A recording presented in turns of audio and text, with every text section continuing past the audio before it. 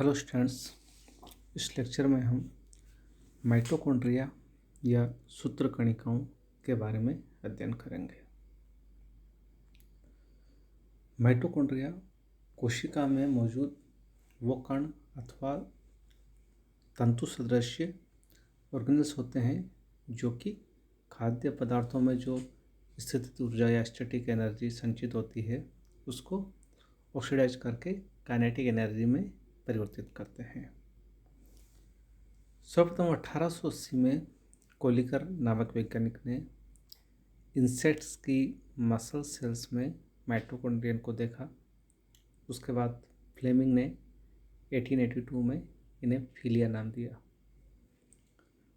1894 में रिचर्ड ऑल्टमॉन ने इन्हें बायोप्लास्ट नाम दिया और उनको डिस्क्राइब किया, उसका वर्णन किया। उसके बाद कार्ल बेंडा ने 1897 में इन्हें माइटोकॉन्ड्रिया नाम दिया।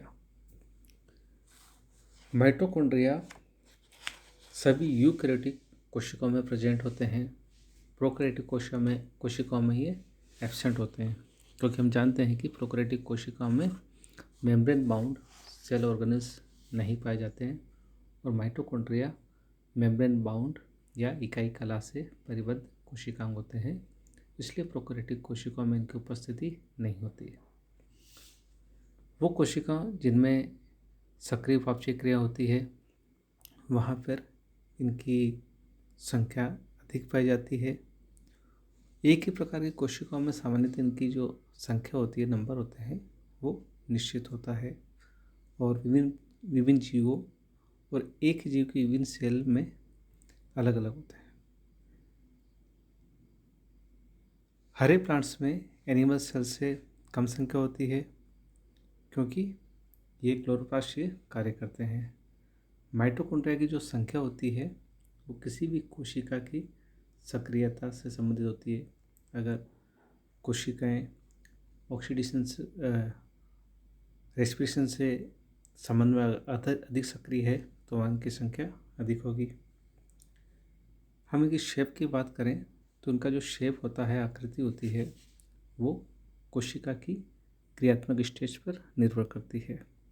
जनरली ये कणिकाकार या तंतुरूपी होते हैं। कभी कभी ये टेनिस के रैकेट जैसे या क्लब शेप्ड भी होते हैं।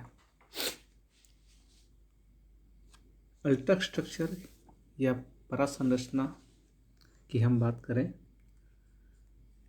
तो माइटोकॉन्ड्रिया जो होते हैं वो सामान्यतः 0.5 माइक्रोन से के लगभग होते हैं, मोटे होते हैं तथा 7 माइक्रोन तक ये लंबे होते हैं।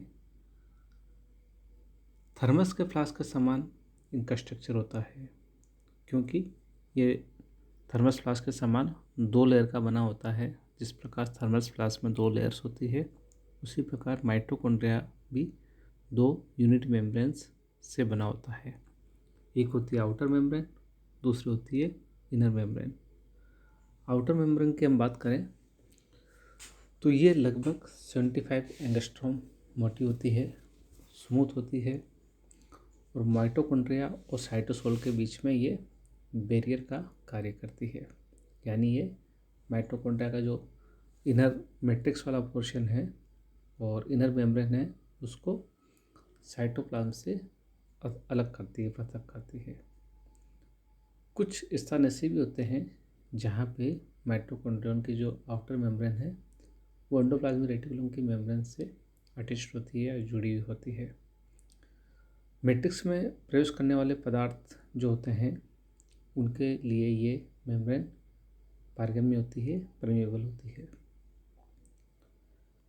उसके बाद हम बात करते हैं इनर मेम्ब्रेन की, ज्ञानता कला की, जिसे आंतरिक झिल्ली भी बोलते हैं।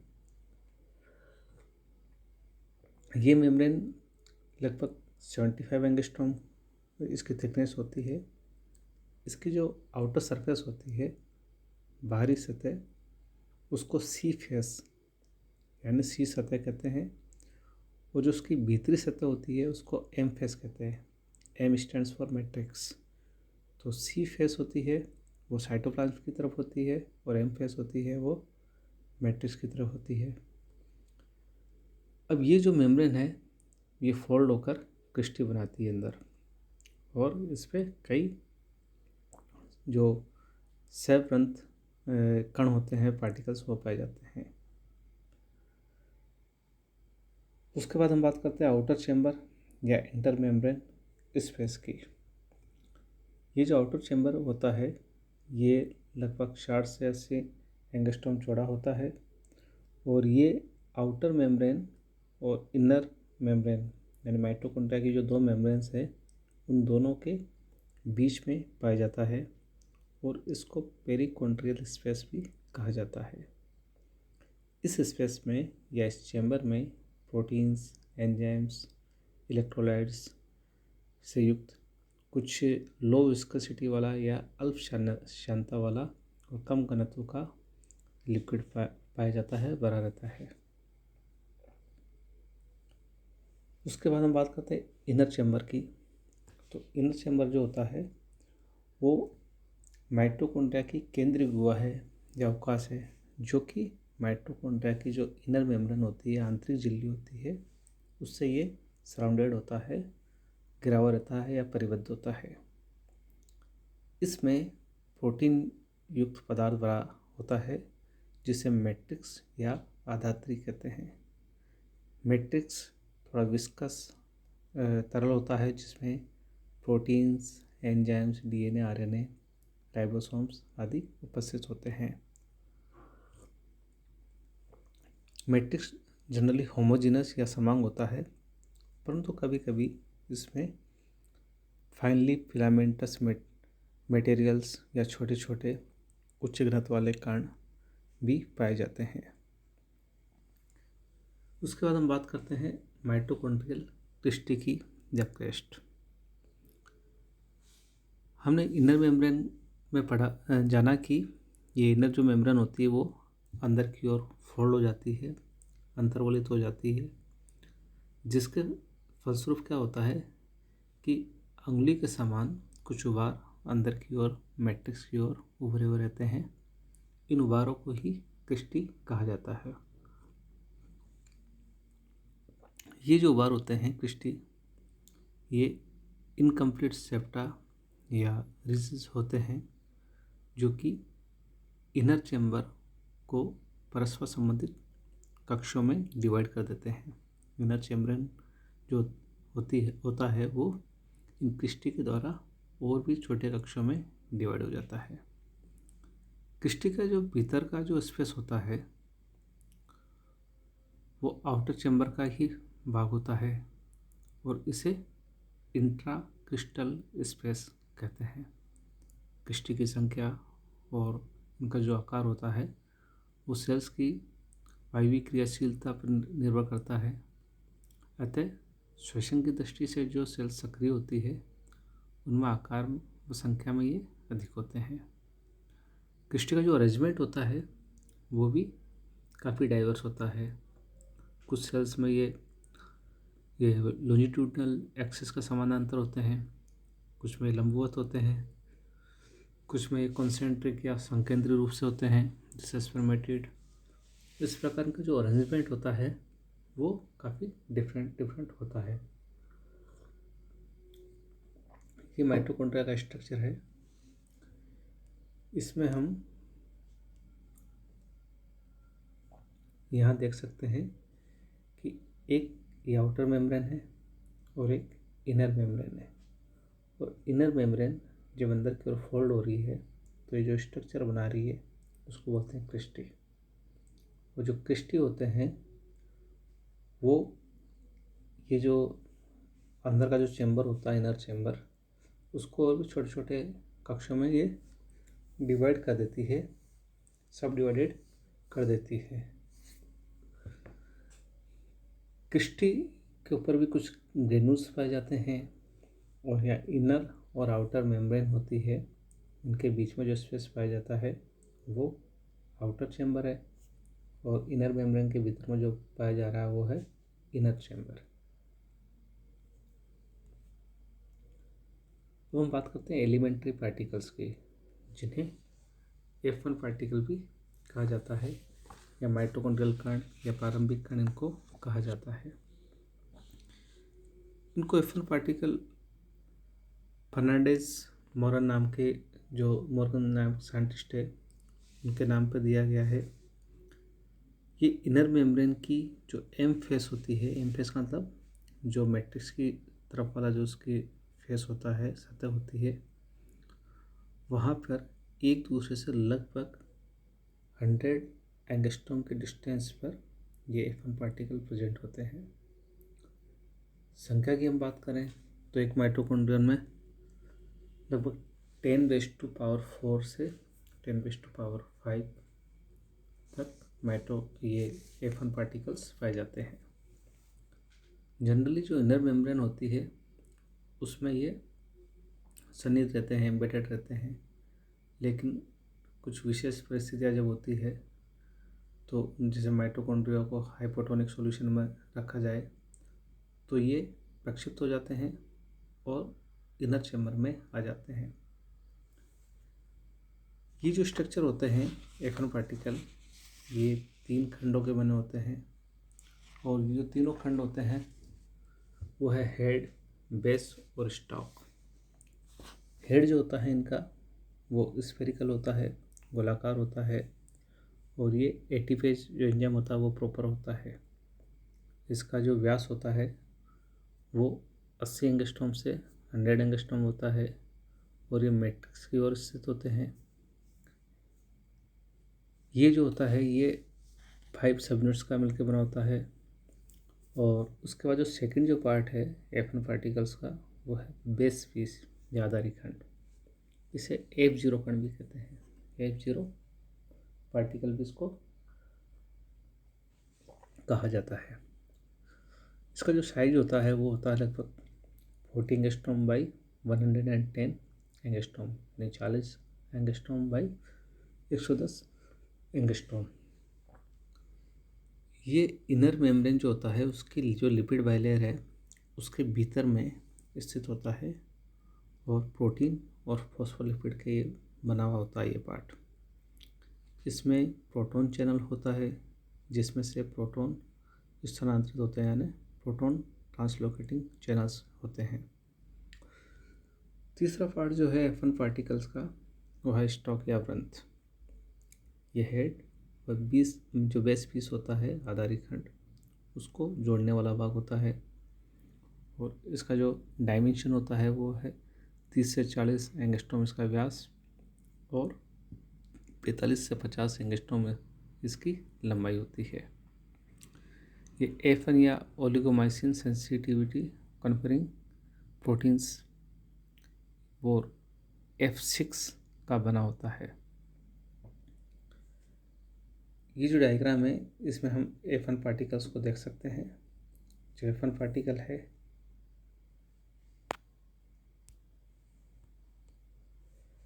ये इसका बेस खंड है, ये इसका हेड वाला रीजन है जो एटीपेज प्रॉपर होता है, और ये स्टॉक है। ये जो स्टॉक होता है या वृंत होता है ये बेस पीस को और हेड पीस को आपस में कनेक्ट करने का कार्य करता है।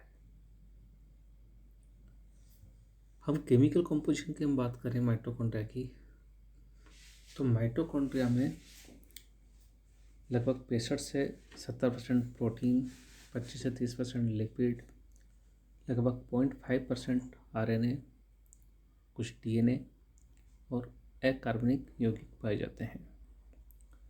प्रोटीन का जो 30% भाग होता है वो स्ट्रक्चरल प्रोटीन के रूप में होता है और जो बाकी जो प्रोटीन्स होते हैं वो एंजाइम्स के रूप में पाए जाते हैं, जो कि माइटोकॉन्ड्रिया की दोनों मेम्ब्रेन्स और जो दोनों चैम्बर्स है, आउटर चैम्बर्स और इनर चैम्बर्स, उनमें पाए जाते हैं। लिपिड्स का कुल भार का लगभग 90% जो होता है वो फॉस्फोलिपिड और 10% अन्य होता है जैसे कोलेस्ट्रॉल अन्य। आउटर मेम्ब्रेन में 40% लिपिड, जबकि इनर मेम्ब्रेन में लगभग 20% लिपिड पाया जाता है।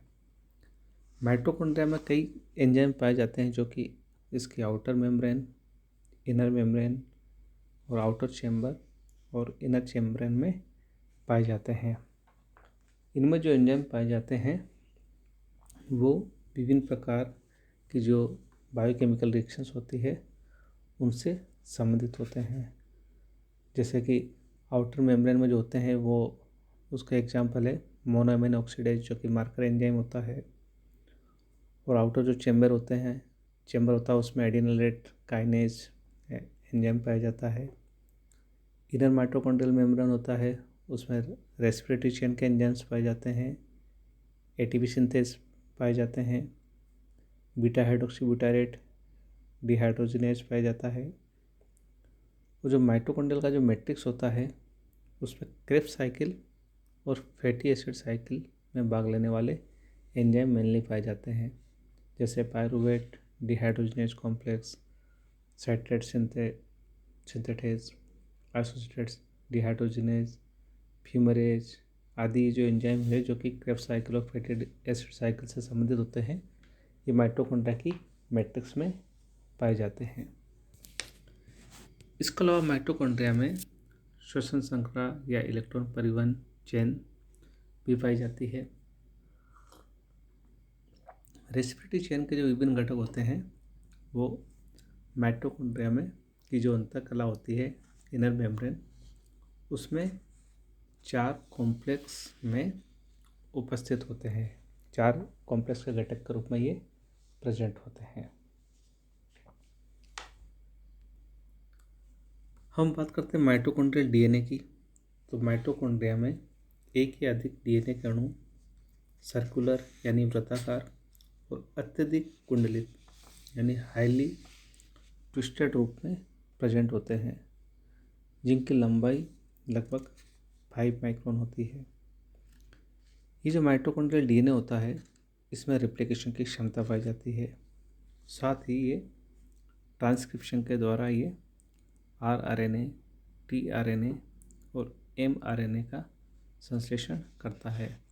यानी माइटोकॉन्ड्रिया के प्रोटीन संश्लेषण से संबंधित जो घटक होते हैं, जो आरएनएज होते हैं, उनका ये निर्माण करता है। माइटोकॉन्ड्रिया का जो डीएनए होता है, माइटोकॉन्ड्रियल डीएनए, उसमें केंद्रकीय डीएनए की अपेक्षा जो ग्वानिन साइटोसिन होते हैं वो अधिक होते हैं और इसका मेल्टिंग पॉइंट भी न्यूक्लियर डीएनए से अधिक होता है। और इसकी पुनः सामान्य अवस्था में आने की यानी रीनेचुरेशन की क्षमता भी जो केंद्र के डीएनए होता है उससे अधिक होती है। माइटोकॉन्ड्रियल डीएनए के अलावा माइटोकॉन्ड्रियल राइबोसोम भी पाए जाते हैं, जो कि साइटोप्लाज्म के जो राइबोसोम होते हैं उनसे छोटे होते हैं, क्योंकि इनका जो साइज होता है लगभग 55S होता है। उसके बाद हम बात करते हैं माइटोकॉन्ड्रिया के फंक्शन की। माइटोकॉन्ड्रिया जैसा कि हम जानते हैं कि इम्पोर्टेंट कोशिकांग है। ये इम्पोर्टेंट क्यों है? क्योंकि ये कई कार्य हैं जिनसे संबंधित होता है। सबसे महत्वपूर्ण जो काम जो माइटोकॉन्ड्रिया से संबंधित है वो है रेस्पिरेशन या ऑक्सीडेशन ऑफ फूड। माइटोकॉन्ड्रिया को इसीलिए पावर हाउस ऑफ सेल भी कहते हैं, क्योंकि खाद्य पदार्थों जैसे कार्बोहाइड्रेट, प्रोटीन में बंधों में जो उपस्थित रासायनिक या पोटेंशियल एनर्जी होती है, स्थितिज ऊर्जा, उसको गतिज ऊर्जा में मुक्त करने का कार्य माइटोकॉन्ड्रिया करते हैं, जो कि एटीपी यानी एडिनोसिन ट्राइफॉस्फेट के रूप में संचित होती है और विभिन्न प्रकार की जैव क्रियाओं के काम आती है। एटीपी के 95% भाग का निर्माण माइटोकॉन्ड्रिया में होता है।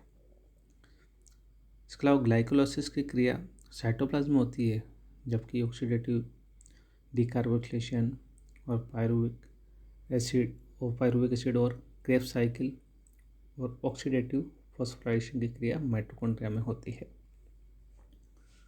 उसके अलावा यौगिक फॉर्मेशन oogenesis यानी अंडजनन के समय परिवर्तन करते हुए जो एग्स होते हैं, अंडाणु होते हैं, इनमें यौगिक का जो निर्माण होता है वो माइटोकॉन्ड्रिया की सहायता से होता है। फॉर एग्जांपल फ्रॉग की oocyte में यौगिक क्रिस्टल का निर्माण माइटोकॉन्ड्रिया की मैट्रिक्स में होता है। इसके अलावा chain elongation of fatty acid, यानी वसा अम्लों में श्रृंखला का दीर्घीकरण। तो मैमल्स में माइटोकॉन्ड्रिया में वसा अम्लों से एसिटाइल कोएंजाइम ए के संयोजन द्वारा इलोंगेशन से संबंधित जो एंजाइम होते हैं वो माइटोकॉन्ड्रिया में पाए जाते हैं। फिर इसका फंक्शन है formation of mitochondrial spiral in developing sperm. Sperm यानी शुक्राणु में जो स्पर्मेटोजेनेसिस के समय एक्सियल फिलामेंट के चारों ओर माइटोकॉन्ड्रिया एक स्पाइरल या सर्पिल बनाते हैं जो कि स्पर्म की गति के समय आवश्यक ऊर्जा प्रदान करते हैं। उसके बाद हानिकारक पदार्थों का अपघटन यानी डीकम्पोजिशन ऑफ टॉक्सिक प्रोडक्ट की बात करें तो इलेक्ट्रॉन परिवहन के दौरान हाइड्रोजन परऑक्साइड यानी H2O2 और सुपर ऑक्साइड मूलक जैसे पदार्थों का निर्माण होता है। माइटोकॉन्ड्रिया में सुपर ऑक्साइड डिसम्यूटेज एंजाइम होता है जो कि सुपर ऑक्साइड मूलक जो होता है और हाइड्रोजन आयन होता है उसको H2O2 में परिवर्तित करता है। पेरोक्सिसोम के कैटालेज एंजाइम द्वारा H2O2 का विघटन हो जाता है। H2O2 का कैटालेज द्वारा जल और ऑक्सीजन में विघटन होता है। इस प्रकार हानिकारक पदार्थों का अपघटन भी माइटोकॉन्ड्रिया से संबंधित होता है। तो इस प्रकार माइटोकॉन्ड्रिया बहुत महत्वपूर्ण कोशिकांग है जो कि यूकेरियोटिक कोशिकाओं में पाया जाता है और विभिन्न महत्वपूर्ण कार्यों से संबंधित होता है।